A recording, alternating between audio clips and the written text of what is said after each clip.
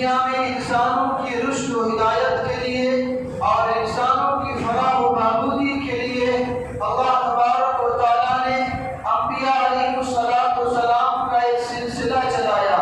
سیدنا آدم علیہ السلام سے یہ سلسلہ چلا ہے تو ہمارے اور آپ کے آقا آمینہ کے لال عبداللہ کے لال جگر تاجدار مدینہ جناب محمد رسول اللہ صلی اللہ علیہ وسلم پر جا کر یہ سلسلہ اختتام پذیر ہوا۔ نبی کریم علیہ السلام اس دنیا میں آنے والے آخری نبی بن کر کے دنیا میں تشریف لائے۔ آپ کو جو شریعت دی گئی وہ ایک عالمی شریعت دی گئی۔ آپ کو جو قرآن دل ملا وہ قرآن ہدی للناس بلکہ ہدی للعالمین بنا کر کے اللہ نے قرآن کو اتارا۔ اللہ تبارک و تعالیٰ نے اپنے محبوب کو جو شریعت عطا فرمائی وہ شریعت صرف ایک گروہ کے لیے نہیں بلکہ اللہ تبارک و تعالیٰ نے وما ارسلناک الا رحمۃ للعالمین بنا کر آپ کو اس دنیا میں بھیجا۔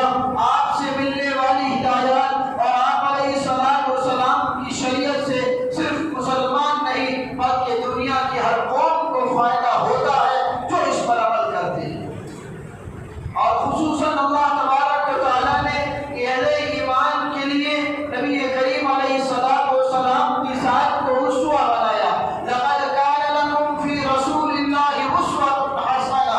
اللہ نے قرآن کریم میں فرمایا اے ایمان والوں، اے نبی کے غلامی کا دم بھرنے والوں، اے نبی کو اپنے نبی کے غلام کہلانے والوں، اے ایمان والوں، تمہارے لیے نبی کی زندگی میں بہترین نمونہ ہے۔ تمہاری زندگی اگر نبی کی زندگی کے نقش قدم پر چلے گی، اگر تمہاری زندگی نبی علیہ السلام کی لائی ہوئی شریعت کے ایک جزء کی پیروی کرتے ہوئے چلو گے، اللہ تبارک و تعالیٰ نے قرآن کریم میں فرمایا قل ان کنتم تحبون اللہ فاتبعونی یحببکم اللہ۔ اللہ نے جو کامیابی کا دار و مدار رکھا ہے، اللہ نے جو اپنے محبوب بننے کا دار و مدار رکھا ہے، ہر انسان اور ہر مسلمان یہ چاہتا ہے کہ میں اللہ کا محبوب بن کر کے اللہ کا برگزیدہ بندہ بن کر کے اس دنیا میں رہوں۔ اس کے لیے اللہ نے ایک لائحہ عمل طے کر دیا، اللہ نے ایک کسوٹی بنا دی۔ فرمایا اس کسوٹی پر اگر تم اترو گے، اگر تم یہ چاہتے ہو کہ تم اللہ کے محبوب بن جاؤ اور اللہ تم سے محبت کرنے والے بنے، تو اس مسلمانوں ایک کام کرنا ہوگا۔ وہ کون سا کام ہے؟ فرمایا میرے محبوب آپ کہہ دیجئے، قل کہہ دیجئے آپ کے امتیوں کو، کہہ دیجئے آپ کی غلامی قدم بھرنے والوں کو، کہہ دیجئے آپ کا نام لینے والے آپ کے امتیوں کو، اگر تم چاہتے ہو کہ اللہ تم سے محبت کرنے والے بنے، اللہ کے تم محبوب بن جاؤ، تو ایک ہی راستہ ہے، ایک ہی راستہ ہے فاتبعونی یحببکم اللہ۔ نبی کریم علیہ السلام کی شریعت کی اتباع کرو، تم کامیاب ہو جاؤ۔ اللہ نے دنیا اور آخرت کی ساری کامیابیاں اور ساری کا سارا دنیا کا چین و سکون اللہ نے رکھا ہے تو جناب نبی کریم صلی اللہ علیہ وسلم کی پیروی میں اور آپ کی غلامی میں رکھا ہے۔ لیکن آج امت مسلمہ جس جگہ پر کھڑی ہے، آج امت مسلمہ جس دوراہے پر کھڑی ہے، آج امت مسلمہ نے اپنی زندگی میں جو ہے شادی اور بیاہ کے موقع پر یا خوشی اور غمی کے موقع پر یا مال کی تجارت میں ہو یا جو ہے نوکری کی تلاش میں ہو، جہاں بھی آج امت کام کر رہی ہے، آج امت نے ہر طرح سے نبی کریم علیہ السلام کے اسوہ سے منہ موڑا ہے۔ آج امت مسلمہ نے نبی کریم صلی اللہ علیہ وسلم کی سنت اور آپ صلی اللہ علیہ وسلم کے دیے گئے اسلامی معاشرے کے قوانین کو پس پشت ڈالا ہے۔ اللہ تبارک و تعالیٰ نے اس امت مسلمہ کو ہزار پریشانیوں میں اور ہزار مفکرات میں اور ہزار ٹینشنوں میں اللہ نے اس امت کو جگہ دیا ہے۔ جب امت مسلمہ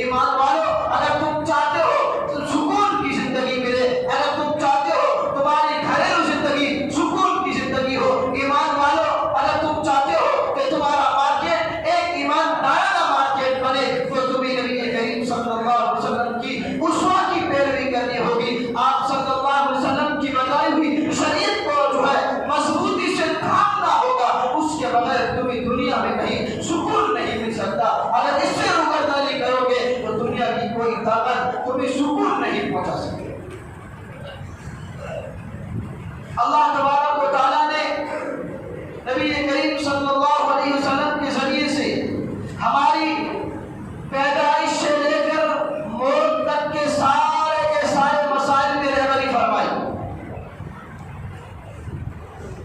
انسان پیدا ہوتا ہے، اس کے ساتھ کیا معاملہ کیا جائے، اور پھر ساری زندگی کے شب و روز، نشو و فراز، خوشی اور غمی، دنیا کی زندگی میں آنے والے حالات تمام کے تمام، یہاں تک کہ انسان کی موت واقع ہو جاتی ہے، اس کو قبر میں کس طریقے سے دفن کیا جاتا ہے، یہ بھی نبی کریم صلی اللہ علیہ وسلم نے ہمیں بتایا۔ لیکن آج ہم نے نبی کی سیرت کو چھوڑ دیا۔ آج ہم نے اپنی ناک کے مسئلے میں، اپنی چودراہٹ کے مسئلے میں، اپنے مال کے بلبوتے پر ہم نے نبی کی سیرت کو چھوڑ دیا، نبی کے اسوہ کو چھوڑ دیا، نبی کی سنتوں کو چھوڑ دیا، نبی کی شریعت کو خیر بات کہہ دیا۔ اللہ نے مال و اسباب کے ہوتے ہوئے ہمیں ساری مشکلات میں پھنسا دیا۔ ان برائیوں میں سے ایک برائی جس کا میں آج خصوصاً تذکرہ کرنے جا رہا ہوں کہ ہمارے معاشرے میں کتنی برائیاں ہیں، کتنی رسومات ہیں، اور کتنے نامعلوم ایسے مسائل ہیں جن مسائل نے مسلم معاشرے کا جینا دوبر کر دیا۔ ان معاشروں میں سے، ان خرابیوں میں سے ایک خرابی ہے ہماری شادی اور بیاہ کی رسومات میں سے جہیز کی رسم۔ اتنی بڑی لعنت، اتنی گندی رسم کہ جس نے امت مسلمہ کی نوجوان بیٹیوں کو زندہ درگور کر دیا۔ آج امت مسلمہ کی بیٹیاں خودکشی کرنے پر مجبور ہیں۔ آج امت مسلمہ کی نوجوان بیٹیاں جہیز نہ ملنے کی بنیاد پر آج آتم ہتیائیں کر رہی ہیں، اور اپنی زندگی کی دوڑ کو بلکہ اپنے ہاتھوں سے اپنا گلا گھونٹ کر کے وہ زندگی سے نامایوس بلکہ مایوس ہو کر کے اللہ سے دعائیں کر رہی ہے، اے اللہ میں تو جا رہی ہوں لیکن مجھے دوبارہ انسانوں کا منہ مت دیکھنا۔ کیا ہو گیا ہے امت مسلمہ کو؟ کیا اللہ نے تمہیں مال اس لیے دیا تھا کہ نبی کریم صلی اللہ علیہ وسلم کی شریعت کو روکتے چلے جاؤ؟ کیا اللہ نے تمہیں عزت اس لیے دی تھی کہ تم دنیا میں نبی کریم صلی اللہ علیہ وسلم کی شریعت کا مذاق اڑاؤ؟ کیا تمہیں اللہ نے مال و اسباب دنیا میں اس لیے دیا تھا کہ تم نبی علیہ السلام کی شریعت کو بیان کر کے اپنا نام اونچا کرنا چاہتے ہو؟ عزتیں نہیں ملے گی، خدا کی قسم، جب تک نبی کی سنت ہماری زندگی میں نہیں ہوگی، اللہ ہمیں عزتوں کے ماحول میں بھی ذلتوں کے گڑھے میں اتارے گا۔ آج امت مسلمہ میں یہ رسم بھی اتنی پھیل چکی ہے، اسلام میں کوئی جہیز کی جو نوعیت نہیں ہے، اسلام میں جہیز کی کوئی صورت نہیں ہے۔ لوگ کہتے ہیں کہ مولانا نبی کریم صلی اللہ علیہ وسلم نے اپنی بیٹی فاطمہ کو جہیز دیا تھا، کچھ ایک چارپائی دی تھی، پیتا دیا تھا، چکی دی تھی اور پیالہ دیا تھا۔ نبی کریم علیہ السلام نے اس زمانے میں اپنی حیثیت سے دیا تھا، آج ہم اپنی حیثیت سے دیتے ہیں تو کیا فرق پڑتا ہے؟ یہ کون سا ناجائز اور حرام ہے؟ یاد رکھیے غلط فہمی ہو رہی ہے۔ ہمیں حدیث کا مطلب اپنے خود سے نہیں لینا ہوگا۔ اگر ہمیں حدیث سمجھنی ہے تو ہمیں محدثین کے اور علماء کے دروازے پر جانا پڑے گا۔ علماء میں سے اس وقت کے بڑے محدث اور بڑے عالم، پائے کے عالم مولانا منصور احمد نعمانی رحمۃ اللہ علیہ اس حدیث کی تشریح کرتے ہوئے لکھتے ہیں کہ لوگ غلط فہمی میں مبتلا ہیں کہ نبی نے اپنی بیٹی فاطمہ کو جائز دیا تھا۔ کیا نبی کی ایک ہی بیٹی تھی؟ اگر نبی نے اپنی بیٹی کو جائز دیا تو باقی آپ کا تینوں کا جہیز کون سی کتاب میں ہے، کون سی حدیث میں ہے؟ نہیں، مسئلہ یہ ہے، اصل میں بات یہ تھی کہ حضرت علی رضی اللہ تعالیٰ عنہ جن کا نکاح حضرت فاطمہ سے ہو رہا تھا، حضرت علی رضی اللہ تعالیٰ عنہ نبی کریم صلی اللہ علیہ وسلم کی یہاں پرورش پاتے، آپ کی دیکھ ریکھ اور آپ کی تربیت نبی علیہ السلام کے گھر میں ہوئی، اور جب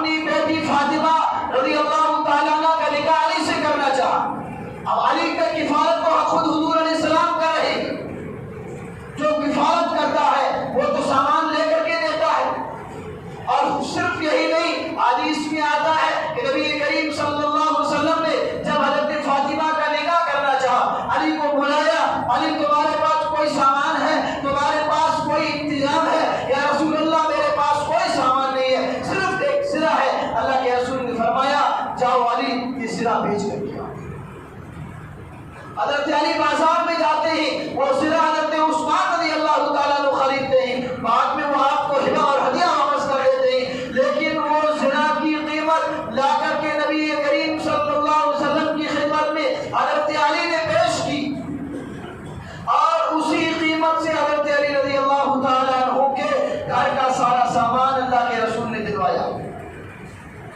اللہ کے رسول نے جہیز نہیں دیا ہے۔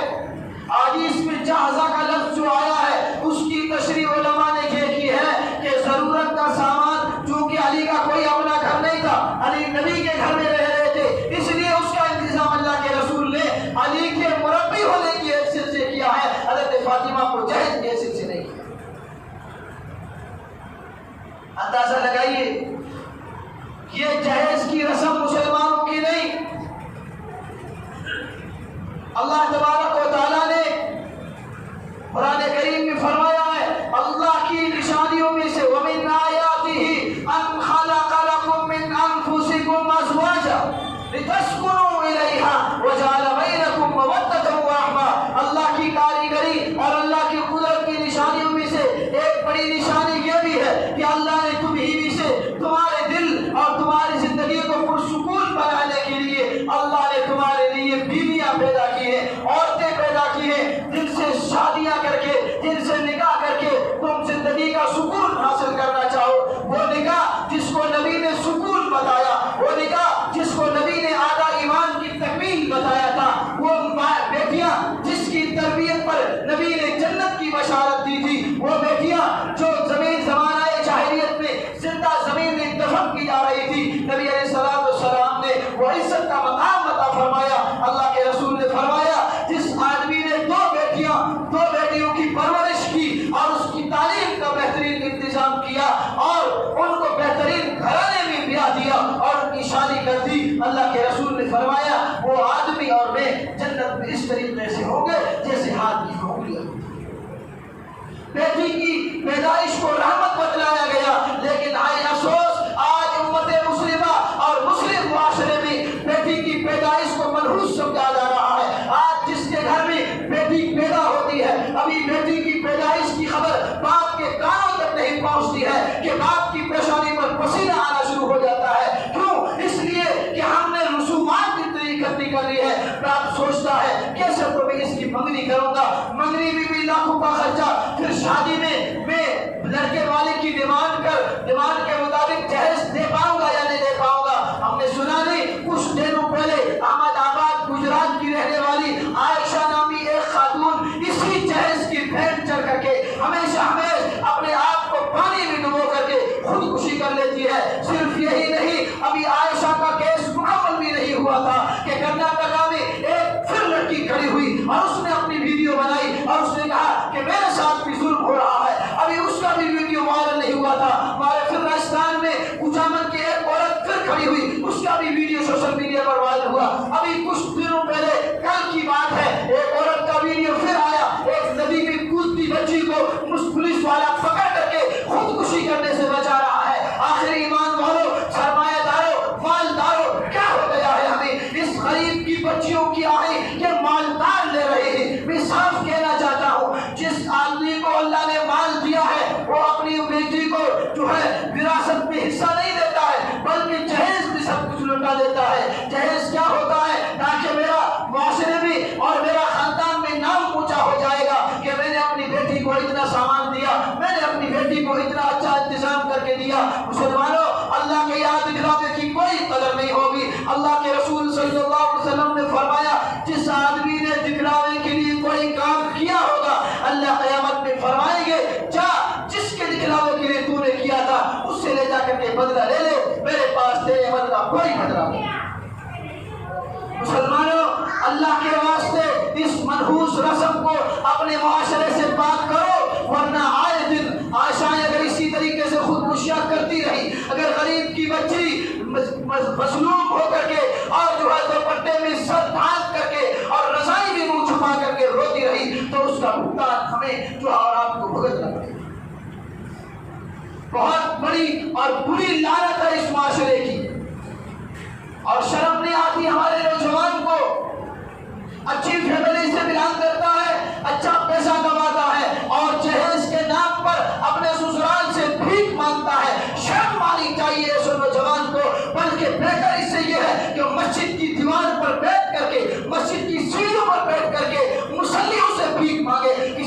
کا گھر بن جائے۔ ویڈیو آیا عائشہ کے باپ کے متعلق کے بعد بتائی جا رہی تھی کہ اس نے اپنا گھر بیچ کر کے اپنی بیٹی کی شادی کی۔ عائشہ کا باپ کوئی کروڑ پتی ارب پتی نہیں تھا، وہ ایک ٹیلر ماسٹر ہے، ٹیلرنگ کا کام کرتا ہے، کپڑے سینے کا کام کرتا ہے۔ کپڑا سینے والا دن میں کتنا کما لیتا ہوگا، اندازہ لگائیے اس باپ کی جو ہے اس باپ کے دل پر کیا گزر رہی ہوگی جس نے اپنی لخت جگر کو اپنا گھر بیچ کر کے شادی کی تھی، لیکن اس ظالم کو پھر بھی حیا نہیں آئی، ٹارچر کرتا رہا یہاں تک کہ اس کی جان بھی گئی۔ مسلمانوں، ان حالات سے ان واقعات سے سبق سیکھو۔ اور ایک بات اسی حد کر کے میں اور کہنا چاہتا ہوں، سب سے بڑی غلطی ہے ہم والدین کی۔ ہم اپنی اولادوں کو دنیا کی اعلیٰ سے اعلیٰ تعلیم تو دیتے ہی، لیکن شریعت محمدیہ سے روشناس نہیں کراتے ہی۔ عائشہ کے والد جب میڈیا پر تھے تو اس کے ہاتھ میں اپنی بیٹی کی ڈگریوں کی فائل تھی اور اس کی آنکھوں سے آنسو موتی کی طرح برس رہے تھے، اور اس نے اس ڈگریوں کی فائل کو جو ہے میز پر بانٹتے ہوئے کہا تھا کہ عائشہ میری بیٹی نہیں، میرے خواب کی تعبیر تھی۔ عائشہ جو ہے آنے والے وقت میں PhD کرنے والی تھی، لیکن ہائے افسوس، کاش اس باپ نے اپنی بیٹی کو اتنی ڈگریاں حاصل کرانے کے ساتھ ساتھ ایک دین اسلام کی اما عائشہ کی زندگی سے روشناس کرایا ہوتا۔ کاش اس باپ نے اپنی بیٹی کو اما فاطمہ کی زندگی سے روشناس کرایا ہوتا تو آج اتنا بڑا قدم نہ اٹھاتی۔ تعلیم دو اپنی بچیوں کو اور وقت پر شادیاں کراؤ اپنی بچیوں کی۔ آئے دن ہمارے معاشرے میں یہ واقعات ہوتے ہیں کہ فلاں کی بیٹی فلاں کے ساتھ بھاگ گئی، فلاں کی بیٹی فلاں کے ساتھ بھاگ گئی۔ ان ایک ہفتے کے اندر میرے معلومات سے 2 سے 3 کیس ایسے آئے کہ ہمارے شہر کی کچھ بچیاں جو ہے دوسرے لڑکوں کے ساتھ بھاگ گئی۔ آخر کون سی بات ہے جو بچیوں کو غیروں کے ساتھ بھاگنے پر مجبور کر رہی ہے؟ حدیث میں آتا ہے، اللہ کے رسول صلی اللہ علیہ وسلم نے فرمایا، جو بچی بلوغت کی عمر کو پہنچ گئی اور ماں باپ نے اس کی شادی کی فکر نہیں کی اور اس کی شادی وقت پر نہیں کرائی، اور اس بلوغت کے بعد اگر وہ بچی کسی گناہ میں ملوث ہو جاتی ہے تو اس کا ذمہ دار وہ ماں باپ ہوں گے، بچی نہیں۔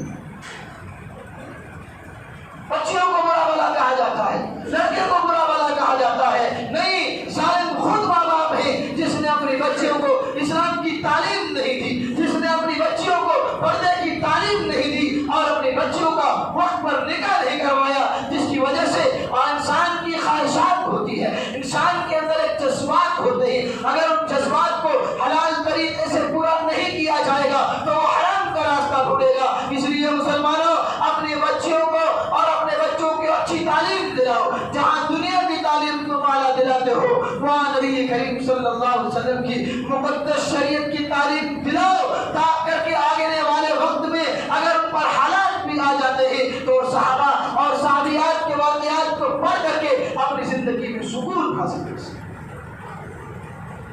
اور اس بری بلا سے اپنے معاشرے کو پاک کرو۔ غریب کے نہ دینے سے ختم نہیں ہوگی رسم۔ اگر مسجد کا امام اور مدرسے کا معتمم اور مدرس اپنی بچی کو جہیز نہیں دیتا ہے اور نہ دینے کا اعلان کرتا ہے تو میں کہتا ہوں اسے بھی رسم ختم نہیں ہوگی۔ اگر اس رسم کو ختم کرنا ہے اور اپنے معاشرے کو پاک کرنا ہے اور آنے والی ہماری عائشائیں اور مریموں کو خودکشی کرنے سے بچانا ہے تو مالداروں، اللہ کی رضا کے لیے اور اللہ کے واسطہ اور کعبہ کی حرمت کا واسطہ اٹھو اور اعلان کرو کہ آج کے بعد ہم اس رسم کا بائیکاٹ کرتے ہیں۔ یہاں تک نہیں بلکہ ہمارے بزرگوں کی طرف سے مسلم پرسنل بورڈ کے ذمہ داروں نے یہ اعلان کیا ہے کہ ہر جو محلے میں اپنی جو سماج کی کمیٹی بنائی جائے اور اس کمیٹی میں اس بات کا اعلان کیا جائے کہ اس بری رسم کو اور اس لعنتی رسم کو ختم کیا جائے گا اور اس کا بائیکاٹ کیا جائے گا۔ یہاں تک کہ جو آدمی اپنی بچی کو جہیز دے رہا ہے اس کی شادی میں شرکت کو بھی بائیکاٹ کرایا جائے گا، اور اس شادی میں جو شرکت نہ کی جائے اگر مالدار سرمایہ دار قوم کے بڑے قوم کی ذمہ دار اگر کھڑے ہو جاتے ہیں تو خدا کی قسم یہ رسم ختم ہو سکتی ہے، ورنہ ہمارے چلانے سے کچھ نہیں ہوگا۔ ہر مسئلے پر ہر بار علماء پہنچتے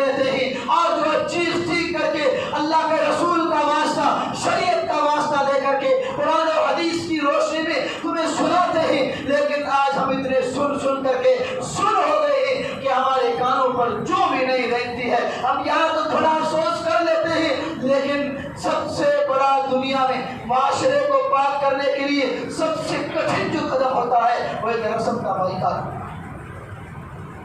اور اللہ کے رسول صلی اللہ علیہ وسلم کی حدیث ہے, جس نے گئے گزرے دور میں من احیا سنتی عند فساد امتی فلہ اجر مئات شہید. جب امت میں سنتوں کو پامال کیا جا رہا ہوگا, جب امت شریعت سے منہ موڑ چکی ہوگی, اور جب امت نبی کی شریعت اور نبی کی سنتوں کا جنازہ اپنے گھروں سے نکال رہی ہوگی, اگر ایسے وقت میں کوئی ایمان والا کھڑا ہو کر کے ایمانی جذبے اور قوت کے ساتھ اگر کوئی سنت زندہ کرتا ہے, نبی نے فرمایا اس کے لیے ایک تو نہیں 100 شہیدوں کا ثواب. ضرورت ہے ہمیں آگے آگے. بہت کر لی ہم نے باتیں, بہت کر لی ہم نے جو ہے اسکیمیں, اور بہت سن لی ہم نے بیانات. خدا کے واسطے اس رسم کو ختم کرو, ورنہ آنے والے وقت میں ہماری بیٹیاں اور جو بیاہ چکی ہیں, جو شادی شدہ ہیں, وہ تو خودکشیاں کر رہی ہیں, اور جو غیر شادی شدہ ہیں جن کے باپ کے پاس اتنا سامان نہیں ہے, وہ اس انتظار میں ہے کہ میرے پاس اتنا پیسہ آئے گا, 10 لاکھ 5 لاکھ روپے آئے تو میں اپنی بچی کو بیاہ کر کے اس کا گھر آباد کروں. تب تک وہ 20 سال کی ہو چکی ہے, 25 سال کی ہو چکی ہے, لیکن شادی کے پیسے نہیں ہے. یاد رکھیے, شریعت محمدیہ میں, نبی کریم صلی اللہ علیہ وسلم کی شریعت میں نکاح میں لڑکی والوں پر 1 پیسے کا خرچ نہیں ہے. ذمہ داری سے کہہ رہا ہوں, ہے تو ثابت کر کے دکھاؤ. لڑکی کے والوں پر شادی میں 1 پیسے کا خرچ نہیں ہے. ضروری نہیں ہے کہ دلہن کے خاندان والوں کی دعوت کرنا, کوئی ضروری نہیں ہے. کیوں بھکاری بن کر کے آتے ہو؟ خدا کے واسطے اللہ کے رسول صلی اللہ علیہ وسلم کی شریعت اور آپ صلی اللہ علیہ وسلم کے اسوہ کو اپنی زندگی میں اپناؤ. اگر اس طریقے سے معصوم بچیاں بے گناہ پڑتی رہی اور جو ہے موت کی گھاٹ اترتی رہی, تو ان کی آہیں ہمیں چین سے نہیں سنی.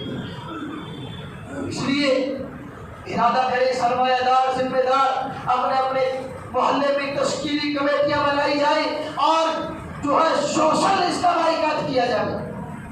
اگر ہم قدم اٹھائیں گے تو انشاءاللہ یہ رسم ختم ہوگی, اور آنے والی نسلیں اور غریب کی بچیاں ہمیں دعائیں دیں. ایک شادی پر لاکھوں روپے خرچ ہو, کتنا افسوس ہوتا. ابھی ایک شادی ہوئی, 2 بچیوں کی شادی, پوچھا کتنا خرچہ, تو نے کہا کہ مولانا 15 لاکھ روپے خرچہ. میں حیران ہو گیا, یار 2 بچیوں کی شادی اور 15 لاکھ روپے خرچہ. اور میں یہ ذمہ داری اور یقین کے ساتھ کہہ سکتا ہوں کہ اس بندے نے ضرور قرض لیا. نہیں ملے گا تو سود اور بیاج پر لے گا, پھر زندگی بھر اس کا بیاج چکائے گا. اس لیے اگر سرمایہ دار اور ذمہ دار اور مالدار اس کو ختم کریں گے تو انشاءاللہ جو غریب کی بچیوں کے گھر آباد ہو جائیں گے, اور ہمیں ایک سنت کی زندہ کرنے کا ثواب ملے گا, ورنہ ان کے گناہوں میں ہم بھی شامل ہوتے جائیں گے. اللہ تعالیٰ سے دعا کریں کہ اللہ تعالیٰ اس جو ہے بری رسم سے ہماری